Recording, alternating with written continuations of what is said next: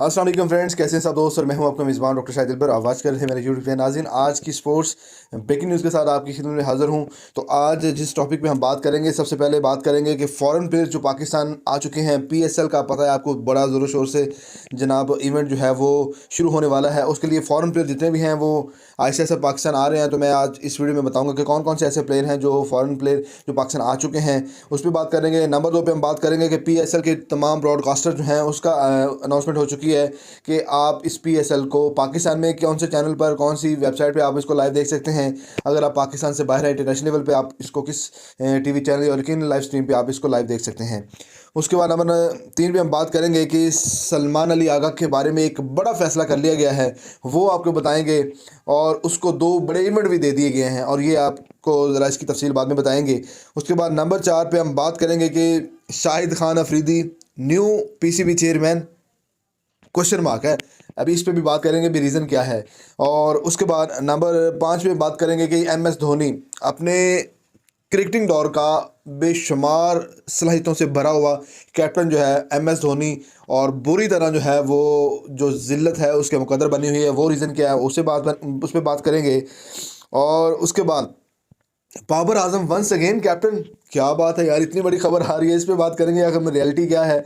और उसके बाद हम बात करेंगे कि पाकिस्तान वर्सेस बांग्लादेश जो T20 के 5 T20 मैचेस की जो सीरीज़ है उसकी डेट स्केड्यूल अनाउंस हो चुका है। और फैसलाबाद के लिए गुड न्यूज़ है, वो क्या है वो आपसे शेयर करेंगे दोस्तों। तो फिलहाल ये तमाम वो खबरें थी जो आज की ब्रेकिंग न्यूज़ है, जो आप जिस पे हम तफसील से बात करते हैं। तो नंबर 1 सबसे पहले बात करते हैं कि फ़ॉरेन प्लेयर जो पाकिस्तान आ चुके हैं पीएसएल खेलने के लिए, वो कौन कौन से हैं। नंबर 1 पे बात करें तो David Wiese, Sam Billings, Kusal Perera, Rashid Hussain, Chris Jordan, Luke Wood, David Willey, Liton Das, Mohammad Nabi, Najibullah Jordan, ये वो प्लेयर हैं जो पाकिस्तान आ चुके हैं, कल की डेट में आए हैं। और बाकी अभी और भी प्लेयर हैं जो आ रहे हैं ऐसे ऐसा, जैसे जैसे वो आते जाएंगे। और पीएसएल आपको पता है कि बस चंद ही घड़ियों का जो है वो दूरी रह चुकी है, उसके बाद जो है वो ये स्टार्ट हो जाएगा। तो उसके बाद दूसरे नंबर पे बात करते हैं पीएसएल के ब्रॉडकास्टर जो हैं, वो उसकी जो अनाउंसमेंट हुई है वो कौन कौन से हैं। अगर पाकिस्तान में अगर आपने पीएसएल को लाइव देखना है तो उसके लिए आपको ए स्पोर्ट पे देखना पड़ेगा। नंबर 2 पे पीटीवी स्पोर्ट्स पे देखना पड़ेगा। नंबर 3 पे माइको पे। नंबर 4 पे दराज पे। नंबर 5 पे तमाशा पे। नंबर 6 पे आप टैबमेट पे भी इसको बेहतरीन और एचडी क्वालिटी में इसको लाइव देख सकते हैं। अगर आप इंटरनेशनल यूज़र हैं तो इंटरनेशनल के लिए जो है वो स्काई स्पोर्ट्स है, सोनी टीवी है, टी स्पोर्ट्स हैं, सुपर स्पोर्ट्स हैं, ई स्पोर्ट्स वगैरह वगैरह। और ये वो ब्रॉडकास्टर हैं जो लाइव स्ट्रीम आपको देंगे।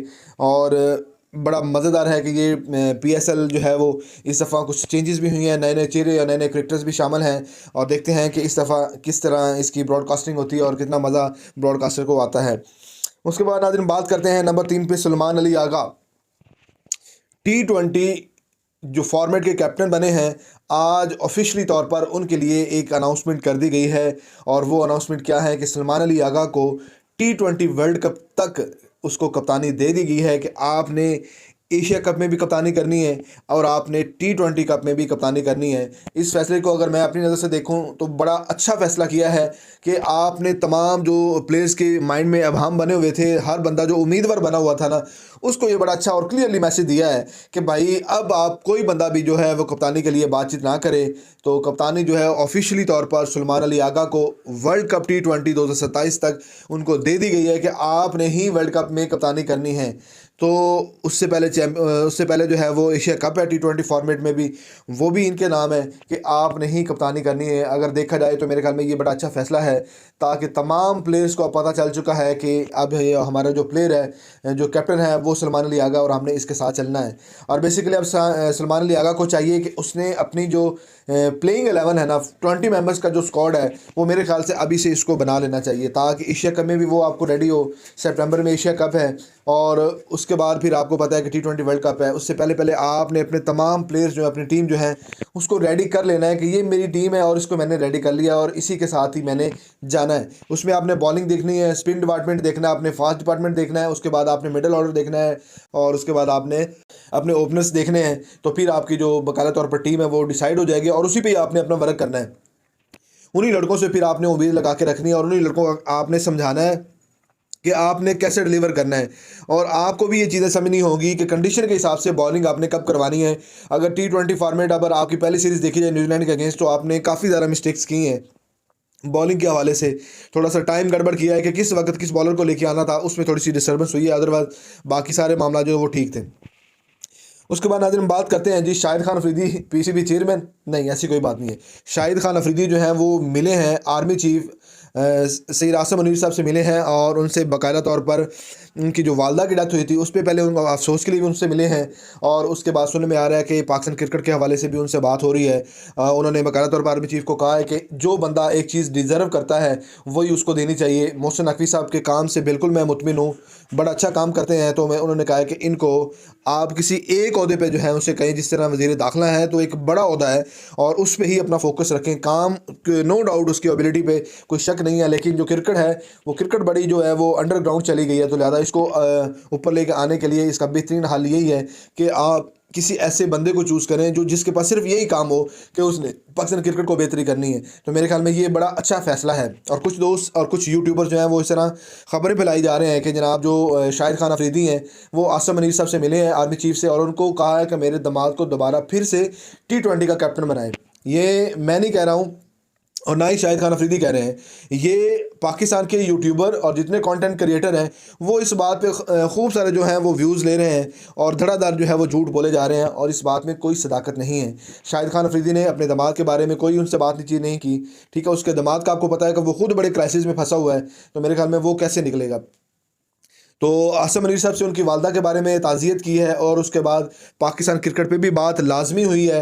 और आपको ये बात बता दूं, जो सबसे स्ट्रॉन्गेस्ट कैंडिडेट है आपके न्यू जो पीसीबी चेयरमैन के लिए वो नजम सेठी साहब हैं।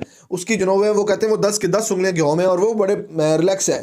और ये देख भी लीजिएगा इंशाल्लाह अन करीब आपको पता चल जाएगा कि जो नजम सेठी साहब हैं वो फिर से जो है वो पाकिस्तान क्रिकेट बोर्ड के चेयरमैन बन जाएंगे। एक्सपीरियंस उनके पास काफ़ी है और मेरे ख्याल उम्मीद है कि आकिब जावेद से और मोहसिन नकवी से जो है वो बड़ा बेहतरीन काम कर सकते हैं और करना जानते भी हैं। चेयरमैन नए आने वाले पीसीबी चेयरमैन साहब जो हैं वो नजम सेठी साहब बड़े स्ट्रॉन्गेस्ट कैंडिडेट हैं।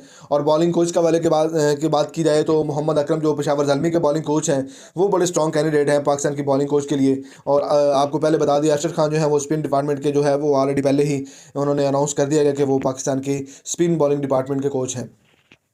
तो उसके बाद नंबर 4 पे बात करते हैं MS धोनी। अपने बेशुमार टाइटल उन्होंने अपने मुल्क के लिए जीते हैं और PSL के IPL के टाइटल्स हैं वो भी उसने बड़े अपने जो है वो नाम किए हैं। सबसे ज़्यादा टाइटल जीतने वाले MS धोनी हैं। लेकिन इस दफ़ा IPL 2025 में उसकी परफॉर्मेंस इतनी बुरी जा रही है, इतनी बुरी जा रही है कि मुसलसल 4 मैचेस हार गए हैं। तो जहाँ तक मेरा पॉइंट ऑफ व्यू है कि MS धोनी साहब को चाहिए था कि वो बस कर देते, अभी मज़ीद खेलने की ज़रूरत नहीं है। जितनी भी कामयाबी उन्होंने समेटी हैं वो आपके इंडिया में बड़े स्टैंडर्ड रूप से लिखी जाएंगी, उसका कोई कंपैरिजन ही नहीं है। लेकिन आपने यही सोचा है कि ज़रा मैं जो जलालत, तो 4 मुसलसल मैचेस जो हैं वो हार चुके हैं। परफॉर्मेंस उसकी टीम दे नहीं रही, अकेले उन पे डिपेंडेंट किया जा रहा है लेकिन वो उस तरह से अचीव नहीं कर पा रहे। तो मेरे ख्याल में ये बड़ा लम्हा फ़िक्रिया है और अच्छा था कि इससे पहले IPL में वो चले जाते और बड़े वो कहते हैं वो धूमधाम से इनको ज़रा अलविदा करते। लेकिन उन्होंने सोचा है कि मुझे जो जलालत है वो मैंने लेनी है, तो वो मेरे ख्याल में ले रहे हैं। Greatest player of the world मैं इसे कह सकता हूँ, इसमें कोई नो डाउट नहीं है। बड़े अच्छे प्लेयर हैं, बड़े एक्टिव माइंड है, अभी भी उसकी फिटनेस बड़ी अच्छी है। लेकिन ये एक टाइम पीरियड होता है, जब टाइम पीरियड आपको गुजर जाए तो फिर उसके बाद मेरे ख्याल में आपने हर चीज़ को है अलविदा कर देना चाहिए। तो MS धोनी जो मुसलसल 4 मैचेस हार चुके हैं और उनकी जो पोजीशन है वो बड़ी डगमगा रही है IPL के पॉइंट्स टेबल पे। उसके बाद ही नंबर 6 पे बात करते हैं जी Babar Azam once again captain. वाह वाह वाह वाह, ये खबर गर्दिश कर रही है। और रिजवान के बारे में उन्होंने बता दिया है कि रिजवान और बाबर में कोई डिफरेंस नहीं है इनकी कप्तानी में। हाँ आए जो पाकिस्तान सुपर लीग है उसमें थोड़ा सा डिफरेंस कर जाते हैं मोहम्मद रिजवान, लेकिन बाबर आजम जो है वो उसके पास एक्सपीरियंस काफ़ी ज़्यादा है इंटरनेशनल लेवल का। और ख़बरें गर्दिश कर रही हैं कि मोहम्मद रिजवान को कप्तानी से हटा दिया गया है और उसकी जगह पे एक दफ़ा फिर जो है वो बाबर आजम की मिन्नत मसाजत की जा रही है कि आप T20 आप जो है वो ODI की कप्तानी संभालें, इसके अलावा आप लोगों के पास चॉइस भी नहीं है। तो एक तो बाबर आजम के बारे में बात हो रही है और एक दूसरी ये बात भी हो रही है कि सलमान अली आगा को ही टी20 का जो है, टी20 के बाद जो है वो ओडीआई का कैप्टन बना दिया जाए। यंगस्टर है, अभी सीख रहा है, आपको 3 से 4 साल कप्तानी करके दे सकता है, तो ये बड़ा अच्छा फैसला है। लेकिन कुछ अकल के अंदर कुछ ऐसे भी हैं जिन्होंने अभी भी रेट लगाई हुई है कि बाबर आजम को हम कप्तानी एक दफ़ा फिर दे दें, मतलब जो बाबर आजम थोड़ी बहुत ही जो उसमें अभी एबिलिटी रह गई है वो भी इसकी ख़त्म की जाए। जो इसका बाबर आजम का जो कीड़ा है वो प्लेयर वाला या किंग वाला, वो तो ख़त्म हो चुका है। अब ये कप्तानी वाला जो है ना, वो एक दफ़ा इसका कैरियर ही ख़त्म करना चाहते हैं। तो मेरा नहीं ख्याल कि बाबर आजम को दोबारा से कप्तानी लेनी चाहिए, और ना ही वो इतनी जल्दी लेगा। जितना इस पर क्रिटिसाइज़ हुआ है, तो मेरे ख्याल मुझे नहीं लगता कि वो कप्तानी लेंगे, लेकिन इंतजाम जो हैं वो पूरे हैं और इसको कप्तानी दी जा रही है।